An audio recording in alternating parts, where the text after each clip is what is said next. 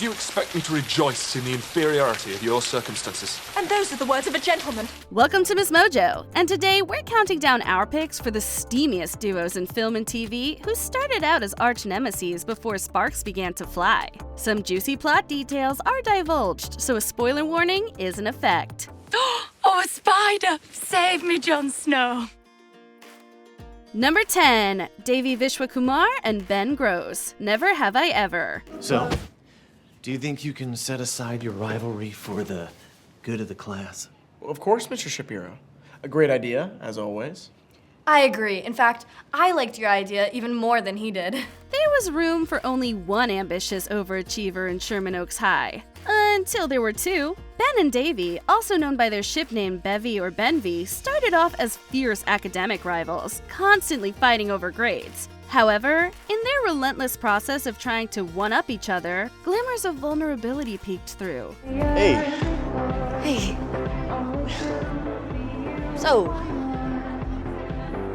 thanks again for the pep talk the other day. Yeah, no problem.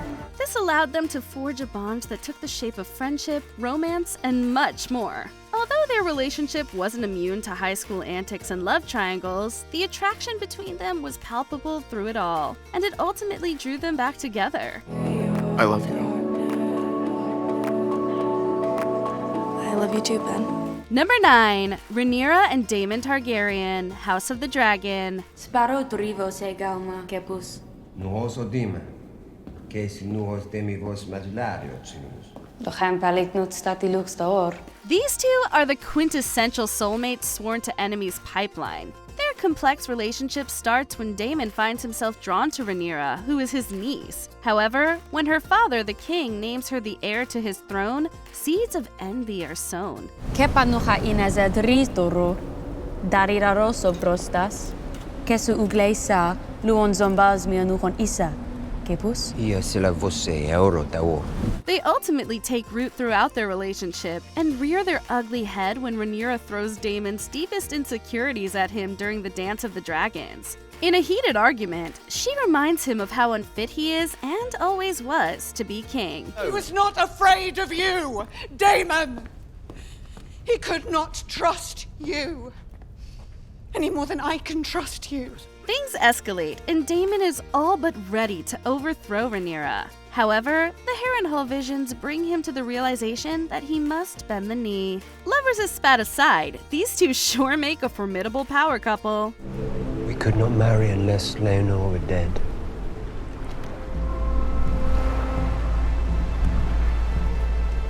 I know. Number 8, The Professor and Raquel Murillo, Money Heist. ¿Alguna pregunta más? ¿Qué lleva puesto? ¿Cómo?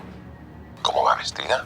There's something incredibly captivating about watching these two clash one moment and melt into a passionate embrace the next. The Professor is a criminal mastermind behind the greatest stick-up at the Royal Mint of Spain. Raquel, on the other hand, is a sharp inspector tasked with bringing him down. ¿Puedo confiar en usted? Por supuesto. Pero para que yo confíe en usted, debe tener un gesto conmigo. The two pick each other's brains during negotiations and gradually fall in love as the Professor poses as the ever-so-gentlemanly Salva to gather intel. Raquel, yo he sentido ahora mismo la emoción y la impotencia. Debe haber alguien que pueda ayudarla. ¿Alguien? ¿Quién me va a ayudar? Before you know it, emotions take over, the lines blur, and Raquel finds herself drawn towards the dark side. Digamos que he cambiado de bando. Number 7, Joe Fox and Kathleen Kelly, You've Got Mail. I can give you advice. I'm great at advice.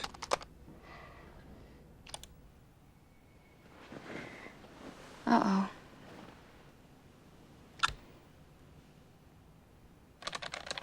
If only you could help.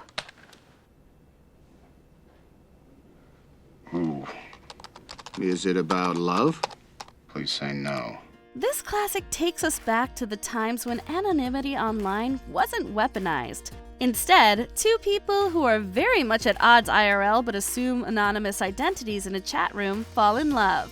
Kathleen is the owner of a quaint little bookstore whose business is threatened by corporate giant Fox Books led by Joe. Naturally, the two lock horns. You probably sell, what, $350,000 worth of books in a year? How did you know that? I'm in the book business. I am in the book business. Little do they know, they've also formed a deep connection in an anonymous chat room, where they vent about each other under their secret IDs, Shopgirl and NY152.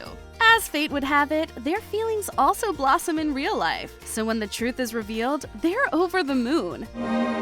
Don't cry, shop girl. Don't cry. And the dreams that you dare I wanted it to be you. I wanted it to be you so badly. With Tom Hanks and Meg Ryan in the lead, this rom-com remains unmatched.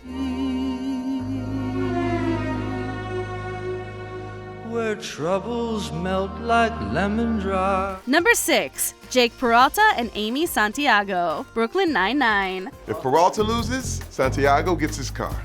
If Santiago loses, she goes for a date in said car. Game on. Game on. Wow, your handshake is quite firm. I took a seminar. Where? These NYPD detectives, who are both extremely competent yet operate with vastly different approaches, mask their feelings for each other behind a fierce rivalry. From the very first episode, they are outwardly competitive, but it is clear to anyone that they have an undeniable fondness and respect for each other. That? Only if you throw it. Ready? Ready? Mm-hmm. Nice. Ready? Uh-huh.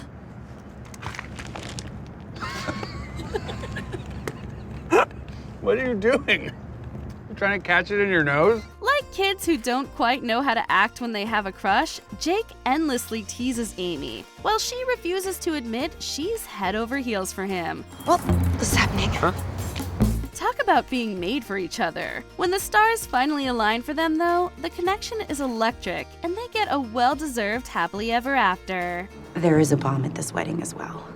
What? Your butt. Your butt is the bomb. There will be no survivors.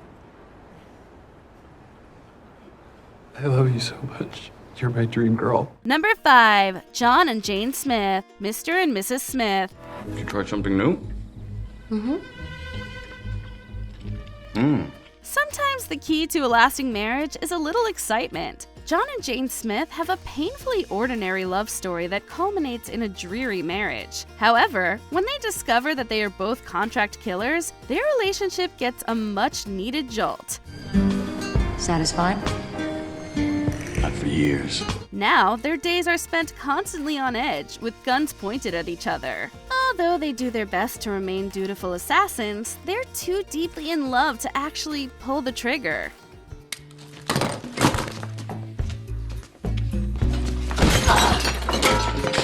So, what should be their deathmatch becomes an us-against-the-world situation.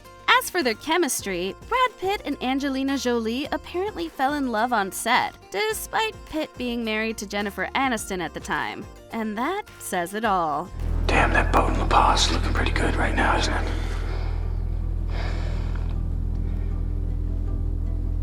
Well, it rains a lot this time of year.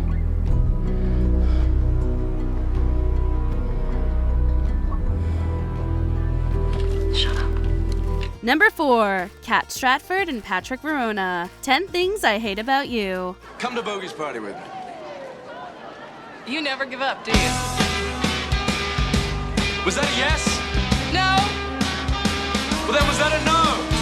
No! I'll see you at 9:30 then. We could name 100 things we love about this couple. From a fake courtship to a genuine romance, Kat and Patrick have all the bases covered to cook up a timeless love story. Tell me something true. Something true. I hate peas. No. Something real. Something no one else knows. Okay. You're sweet. And sexy. What makes it so enduring is how it builds up slowly but surely. After all, initially, Patrick only dates Kat for a quick buck, so as to help his classmate Cameron bypass her father's dating ban and pursue her sister Bianca. Despite their rocky start, Kat eventually opens up to him. So, what's up with your dad? Is he a pain in the ass? No, he just wants me to be somebody that I'm not. Who? Bianca? Bianca. One could argue she gets the short end of the stick in the arrangement, but when Patrick ultimately falls for her, he falls hard. The cultural impact of their chemistry remains incomparable to this day. You can't just buy me a guitar every time you screw up, you know. Yeah, I know. But then, you know, there's always drums and bass and maybe even one day a tambourine. Number 3, Andy Anderson and Benjamin Barry. How to Lose a Guy in 10 Days. True or false? All's fair in love and war. True. Great answer. Good question. When it comes to dating goals, these two couldn't be further apart from each other. Andy writes a how-to column for Composure magazine and is working on a piece about behaviors that drive men away. I'll keep a diary of it, and it will be sort of a dating how-to in reverse. For the article, she decides to run a social experiment. The subject of her superficial affections is Benjamin, who she hopes will dump her in 10 days after she does everything wrong. Benny, can you get me a soda? Yes, I'm gonna tell you right now, it's a minute 9 left in the game, and then I'll go up and get it. Simultaneously, Benjamin, who works in advertising, wants to use Andy to show he can sweep anyone off their feet, which would allow him to land a major diamond campaign. Though their motives clash on paper, in reality, they match each other's energy to a T. Let's just say Andy and Benjamin invented relationship goals. Oh, you are already falling in love with me. I'm gonna make you wish you were dead. Poor guy. Number 2, Jon Snow and Ygritte, Game of Thrones. How old are you, boy? I'm a man of the Night's Watch. You're a boy who's never been with a girl. Get you a man who will break an oath for you. That's what Ygritte did. Despite once feeling the pain of his sword on her neck and aiming an arrow at him, Ygritte and Jon Snow were undeniably intertwined. You're mine, and I'm yours. And if we die, we die. But first we'll live.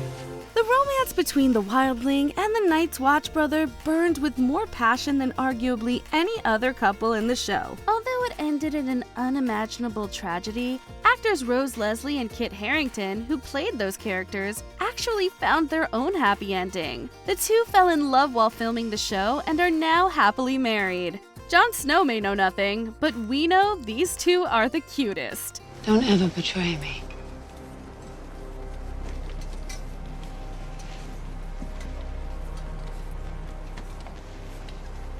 Won't.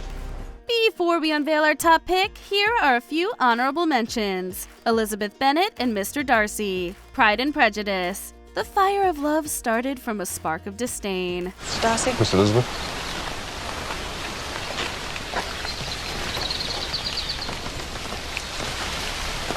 Cher Horowitz and Josh Lucas, Clueless. Step-siblings turned lovers. But it's not what it looks like. Let's Ren and Stimpy.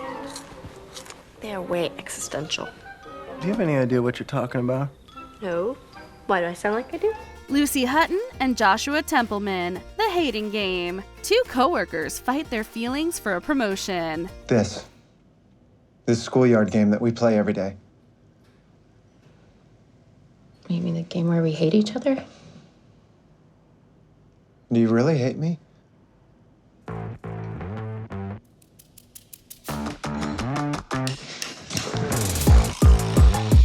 Alex Claremont Diaz and Prince Henry, Red, White, and Royal Blue. It's a royal affair. I just can't afford for you to fall in love with me. Okay, wait a Oh, minute. No, that's get not what I meant over when I said... yourself, Your Majesty. It's your Royal Highness. I don't know how many times I have to tell you that. Will Graham and Hannibal Lecter. Hannibal, you could cut their tension with a knife. Where does the difference between the past and the future come from? Mine? Before you and after you. Yours. It's all starting to blur.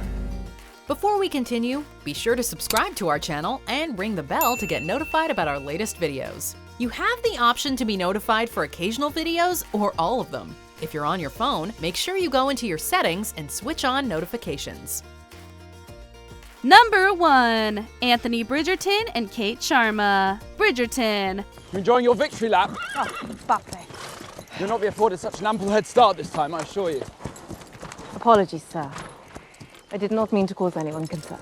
Forget love at first sight. What these two had going from the moment they laid eyes on each other was a fervent competition. But in horse riding or banter, their fierce personalities clashed so often, the line between love and hate got thinner and thinner. The only feeling you are in fact capable of engendering, my lord, is that of discontent. Do not tell me stand still, what damn to it. do! Lord Anthony discovers women can be unyieldingly independent without ever needing a Viscount's hand, while Kate realizes that she's deserving of love. The closer they get, the more they let their guards down and help each other heal from old wounds. How did he die?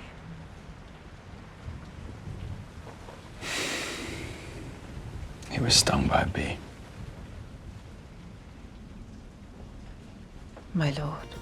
When it comes to chemistry, Cathany simply cannot be dethroned. Because I cannot imagine my life without you, and that is why I wish to marry you. You do know there'll never be a day where you do not vex me. Is that a promise, Cathany Sharma? Have you ever fallen for a rival? Spill the tea in the comments. Do you agree with our picks? Check out this other recent clip from MsMojo. And be sure to subscribe and ring the bell to be notified about our latest videos.